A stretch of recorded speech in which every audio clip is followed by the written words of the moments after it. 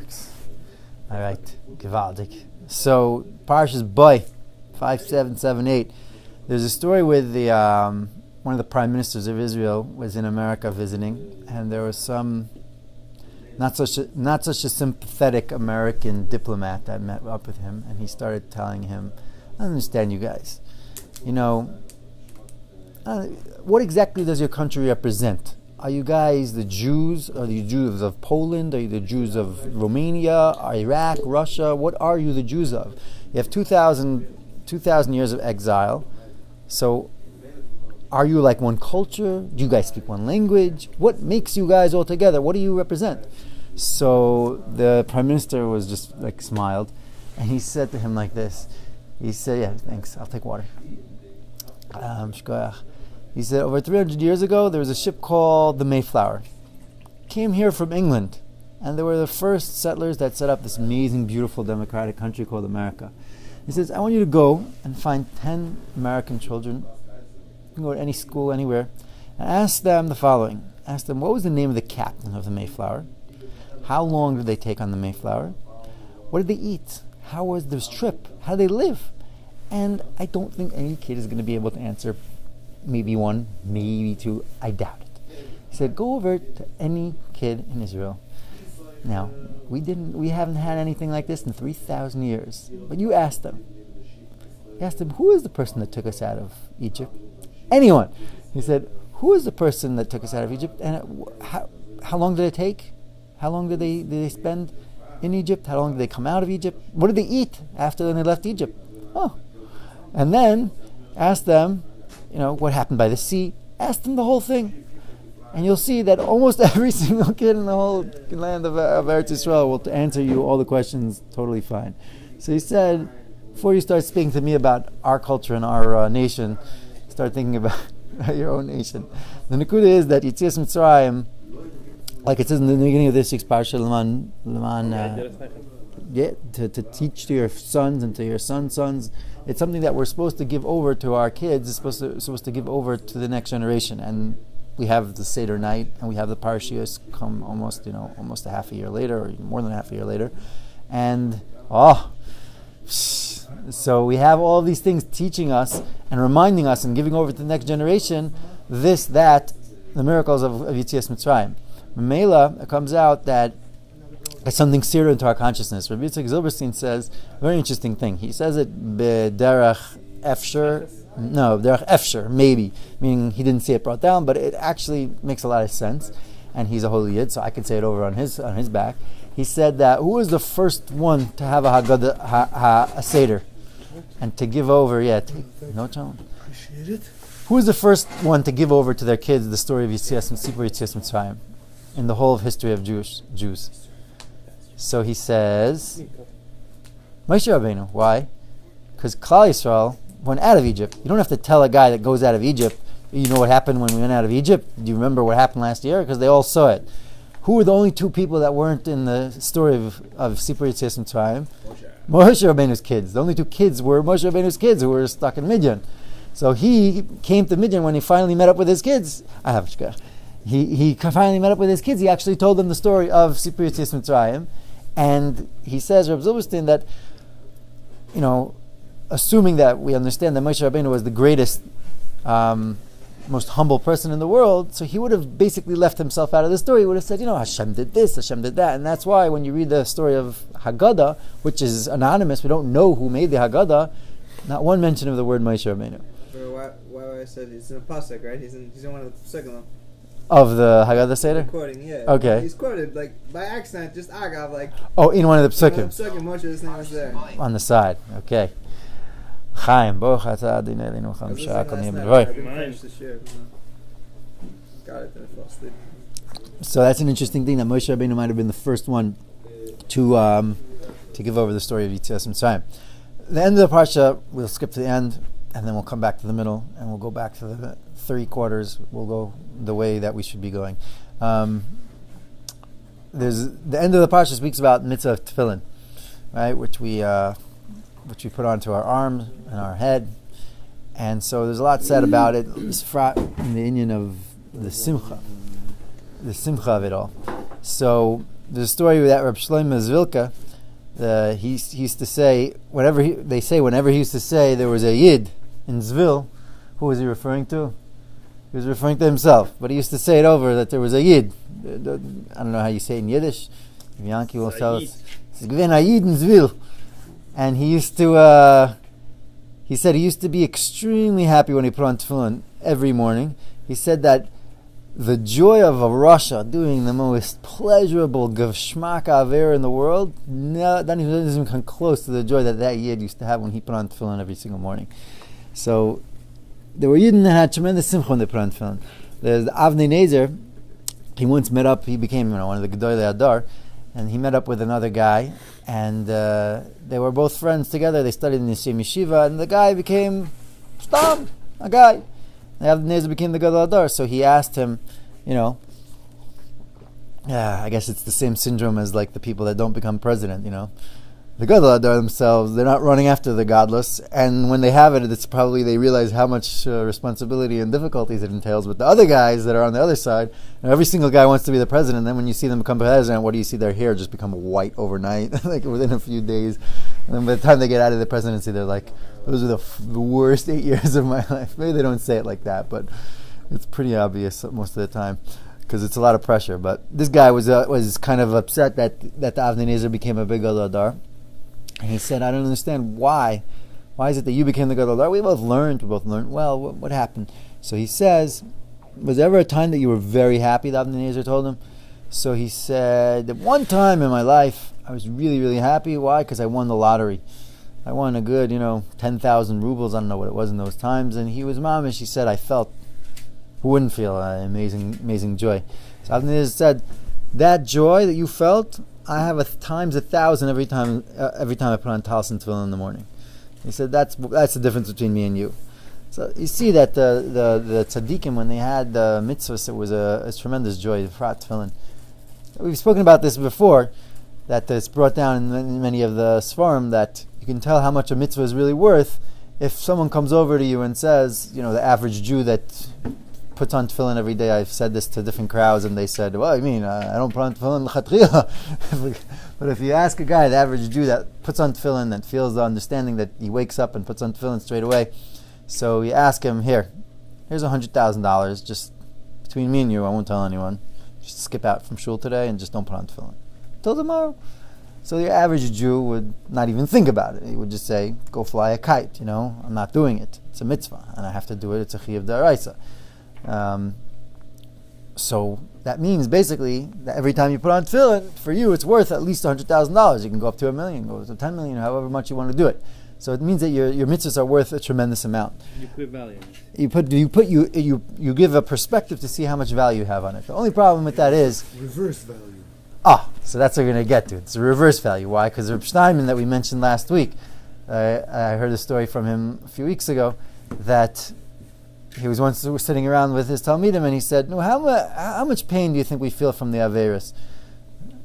Like as if we lose, like when we're walking and we're holding our 5 shekel piece and it falls down and it goes into a sewer and we know we can never get it again. We lost 5 shekel. That's how much we feel like when we speak lashon hara and we do an Avera, or it's less." They're like, Rav Steinman, how could you speak like that? $1 million when we do an Avera, $1 billion. So no, but how much pain be'emes do you feel? not from me. $1 million. No be'emes, really. It's like, so he kept arguing with them, pushing them, because he was ish MS, and basically he got them down, and they got him up, and they both made a pshara at 10 shekel. You're walking $2.50, mom slips out of your pocket, slips into the thing. You feel it a little bit. You're like, I just lost. It's not as painful as somebody steals from you. So maybe, so then we're getting to it. Nobody bends down for less than $5. You drop it. If you drop it one time, somebody steals it. Like hitting your heart. hobbled me, right? Yeah. I hear that. Even for less money. So that's what I was going to ask. You already gave me the answer. You know what I mean? Like a Chinese guy gives you change from a 10. Like you give him a 20, he pretends he gave him a 10. Yeah. I love when that happens. Then you start questioning yourself. Didn't I give him a 20? Should I say something, or I'm going to? That's why your watch always have 2 drawers. And then they open the top one and like, look, no 20. Like, open the bottom one. Yeah. 120, 150.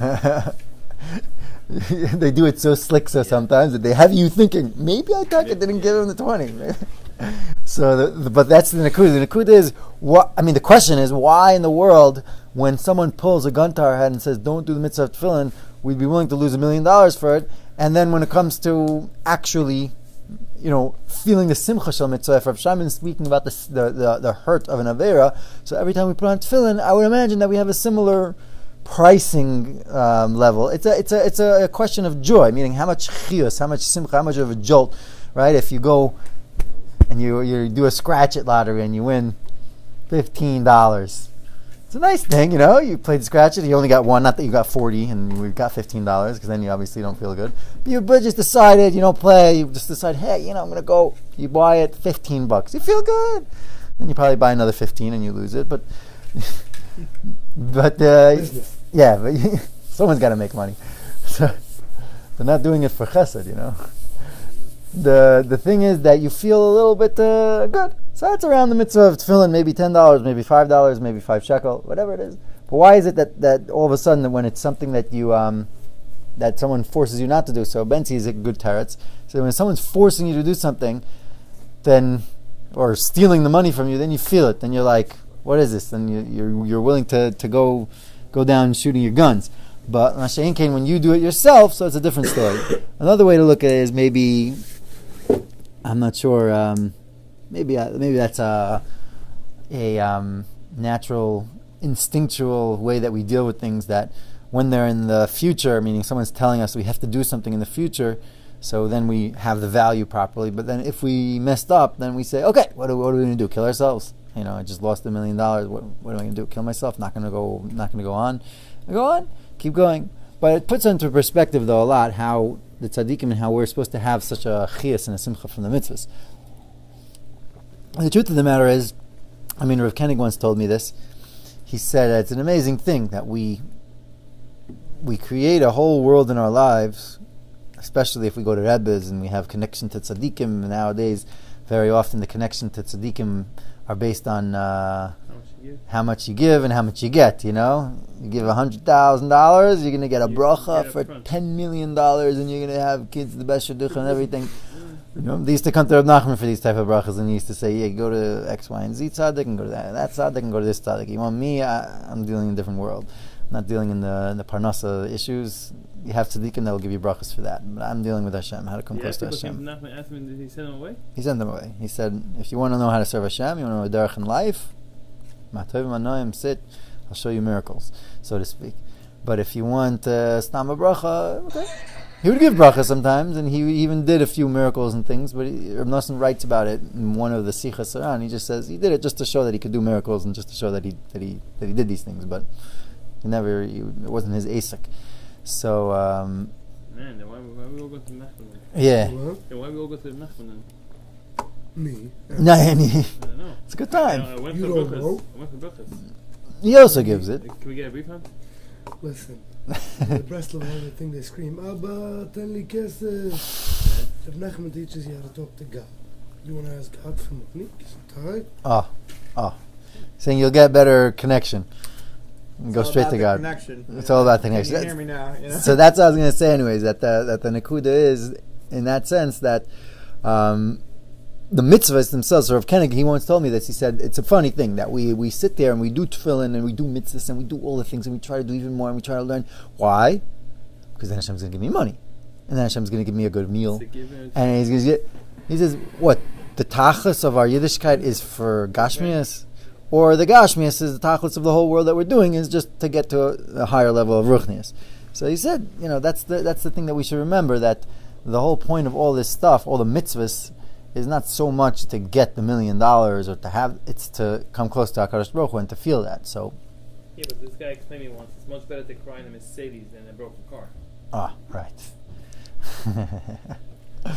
How true that is, that it's better to cry in a Mercedes than a... Money doesn't buy happiness, money doesn't make you happy. So money doesn't buy happiness. Be rich and miserable.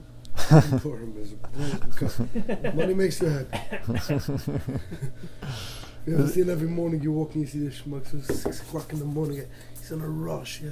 Where you going? Gotta go to work. Why? Because he likes his job? No, because he wants money.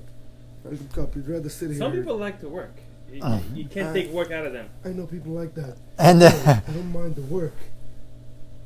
and the truth of the matter is that guy, the only problem he has is his shpilkas, is his crazy drive to make money. He doesn't. The money is not the problem. See, no, I don't care about the money. I just like working. I really don't care. Most of the people that actually do become fabulously wealthy usually dream. They have a drive, and then they dream about the times that they weren't so fabulously wealthy. I told you the story of someone I know that he became a billionaire, and a firm guy, and he said, wow, he just remembers the time that he was in shul and he can give him $1 to the collectors, and they would say thank you, and they would smile at him and say, wow, shkoyach. Now they spit at him, they curse him. $1, give him a 10, they still spit and curse. 20, they'll still spit. He says, he just wishes. I know a guy in Muncie that someone knocks on his door, he takes out $100 and gives it to the guy. The guy's like, 100. You don't even mind. Give you $100. What does it have to do with my bank account? You just made $100. Right. I'll take it back. But yeah. And the other Lev Leviav, he has a famous line that I once read. He's also, I think, a multi-billionaire, and he grew up in Tel Aviv, Bukharian, and he said that when he was a young child, he used to lie down on the beach in Tel Aviv and look up at the penthouses, 2 stories, glass. He used to dream of being up there. He was penniless, lying on the beach with his friends. Now he lives in one of those penthouses, and he looks down at those kids lying on the beach, and he dreams of being one of those kids with no worries, nothing. I was once driving from Eilat to the Dead Sea with my father, and we were driving around. My father, runs a business, it's pressures, and on the side of the road, in the middle of the desert, must have been 40 miles of desert that we were driving, is a guy with a bike. He had 4 bags, rucksacks on the sides. In the back, he's wearing hippie torn clothing, a long beard, long hair, and he's just pedaling away there, happy. And my father looked at him, and I'll never forget that. He said, wow, that guy's got no worries. He got his whole life right there, nothing else, He's on his backpack. That's it. He's got nothing else going on, but that's it. He doesn't have any worries in the world. They went for one Shabbos to these kibbutzim in Israel, and the guy that lived there, before his mom, and everyone's unpacking their phones and. I was like, Yankee, you ready for Shabbos? He's like, I think so. He had nothing. Lights? Ain't no light. Which light should we leave on? Look. The candles run out. Budansky. What is it? Well, he goes. He gets up off his rock over there, his cushions. Ready? Yep. Yeah. Think so. Why am I gonna do it? It says the more nechasim, the more daigas. There is such a thing. Ma'avadaigas. So the nechasim, that's what I'm saying. That honestly, if this is the nekuda, I was going to say that the mitzvahs are a relationship with Hashem. They're to get us closer. They're not just these chitzoniistic things that when we show that we do this, that's Hashem. Again, as if Hashem has this big checklist. Santa, and he goes, check tefillin today. Give valdik, ding, another coin. Check talis, ding, another coin. Now Hashem deals with us. It's not his, imagine you deal with that with your wives, and you try that sometimes. Often you try it. It works maybe sometimes for a few minutes. It doesn't really, in the end of the day. Why? Because a woman wants a relationship. She wants you. She wants to see that you're makshiv to who she is and what she's feeling, and that's the most important thing to her. And the jewelry, obviously. But Brian Mercedes. I had this conversation yesterday. She doesn't want the gift. She wants to want that you should want to give her the gift. But of course I want the gift. Yeah. No, it's the gift behind it. The gift, it's the machshava, and it's the mesiras nefesh and all that stuff that you do, right? But it's the relationship, and the same thing with HaKadosh Baruch Hu, with all these things. HaKadosh Baruch Hu doesn't necessarily want the mitzvahs. He does. He wants us to do the mitzvahs. He wants us to get involved with them, to understand them, and to use them as something that mamish brings us closer to Him in a deep way.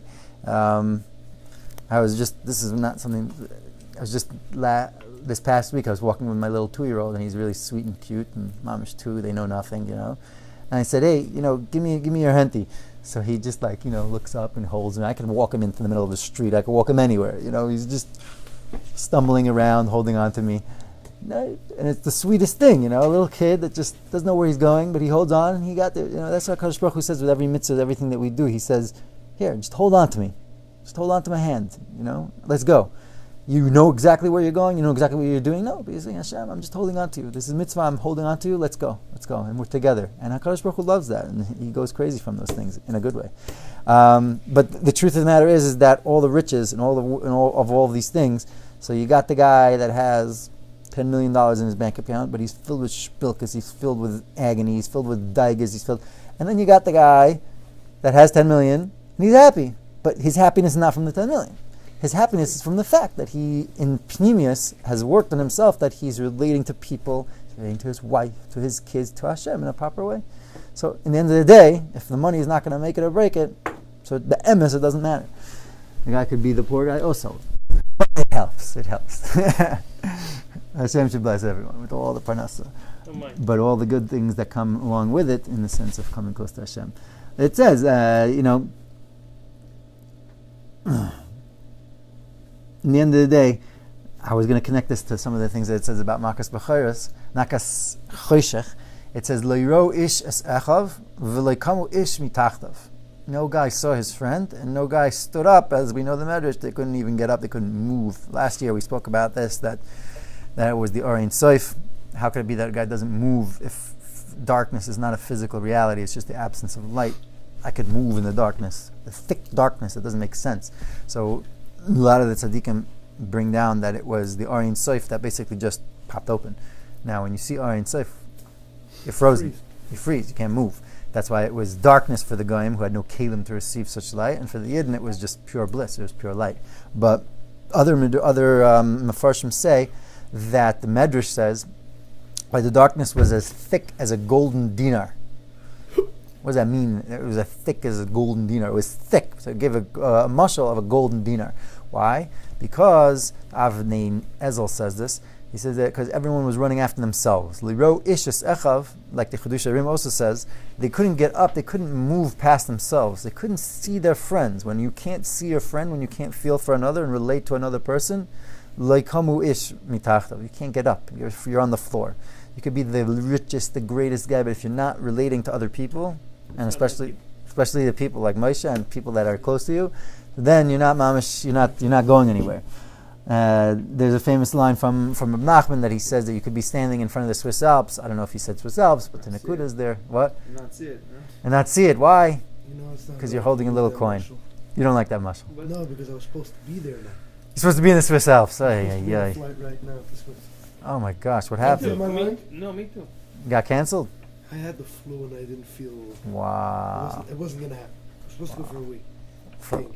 By yourself? No. The Chevra. rest of them went. Oh I wow. just canceled it. Okay. No. The better this way. No, I just didn't feel that I'm going to enjoy the trip. Right. Coworkers is out for a week with the flu. Hashem should help. No, I'm past the flu, but I'm still. Right. It's just not. So anyways, you're by the French Alps. Right. French Alps. I don't want to get any traumatic experiences here. Bring up triggers. It is. It's two Oh sides. no. Is it two sides? It's two sides. Himalayans. I've skied it Mountain Creek with the over here. passport in my pocket because you come down the second side, you need a passport. Not a joke. In the That's winter. pretty crazy. Because the French and the Swiss are the same. Right. I guess on the border. The Himalayans. You're by the Why is it called Himalayans. Swiss when it's French side? You're by the Himalayans and you're looking at the beautiful mountains. How could you not see it? So he says if you hold a coin in front of your eyes, It blocks it. it blocks the whole light. So a little money, a little coin can block out the light. As they had some sort of Rebbe that came, his chassid came that became very rich. And he just was speaking to me. He saw the guy was out for lunch. He used to be a normal person. Now he's just totally involved in himself. So he said, come to the window. What do you see? So I see the market. I see this. Okay, come to the mirror. What do you see? That's maybe a raya that the Rebbe had a mirror in his house. He said, what do you see? So he said, I see myself. So he said, what's the difference? He said, I'll tell you the difference. A little silver behind this one causes you only to see yourself. That one you see out, a little silver, can't see out of yourself. That was the line. A little bit of money when it blinds you, it blinds you. When it doesn't blind you, then it takana can allow you to see very far. I think my father said over from, I think it was the kasho, maybe it was the Ribnitzer, and maybe it was both. I think it was the kasho that he was once with him and he started hearing laughter, mamish in the middle of the night. So he ran and the Rebbe was standing in front of a window laughing and screaming and everything. He goes, "What are you doing?" He goes, "The alte Mensch, he looks like my father, this guy. He's right there. What is he doing?" He doesn't know who he was, Mamish, he held that he never saw himself. He was in some sort of hotel. He saw himself. He was like, "Wow, he looks like my dad. Looks like my father." Look in the mirror. Yeah. Looked at the mirror. Anyways, to end off, because it's getting late. Now, Reb Yoeli also didn't have a mirror, right? They saw That's not true. walk by the water. By Sarah, he saw her walk by the water, and You know how old there is, huh? he saw her. There's another new technology. It's to be a silver. It's to call a silver. Yeah, I mean that's not a right. He didn't have a mirror. He never saw his wife, according to the Pashup Shot. You can't marry your wife without seeing her. So a million different shatim over there. Right, maybe you're not gonna like her. Yeah. So there's a lot of Once shatim. by a wedding in Israel, speaking of that, I'll never forget this. The condition made that the father of the Kala pick up by the chuppah, under the chuppah, made him pick up the veil. Say, "Cook!" Before he said, "Alright, make a day just he says, "I'm not the condition over here. I'm not taking the risk. I want you to look. Make sure That's that the one." he was like, "I think it's her sister." I'm not sure.